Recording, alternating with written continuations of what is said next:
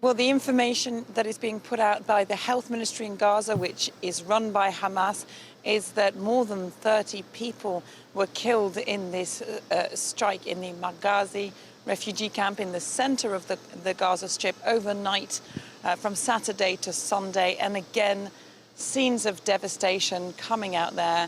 That information also being relayed by our contacts on the ground.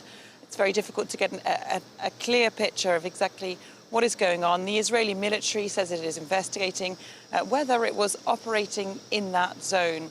Also on Saturday, 2 strikes were reported from inside Gaza of a hit on a UN-run school north of Gaza City. We know that the fighting in the north of the Gaza Strip has been incredibly intense. The Israeli military, the authorities here, have been calling for weeks now for civilians to leave, but there are thousands and thousands of people still in that zone in the north, in Gaza City, where the Israeli forces say they are now encircling that city. They had said they'd opened a 3-hour window on Saturday for people to evacuate from the north to the south, but many people are too afraid to take that road. And they also say that bombs have been hitting the south of the Gaza Strip, and so that nowhere remains safe.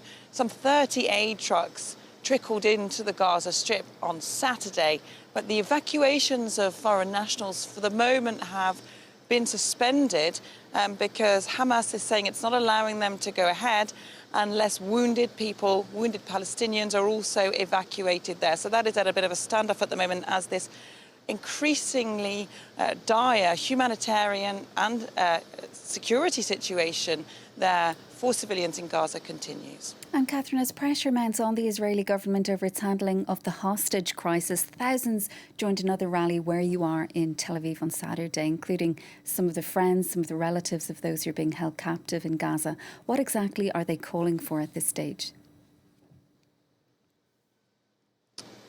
The people who took to the streets of Israel overnight are calling for all the hostages, more than 240 of them by the latest count, to be immediately brought home. And people we spoke to say they don't want to see a ceasefire, they don't want to see any humanitarian pauses even until the hostages are brought back. They believe that should be part of a deal.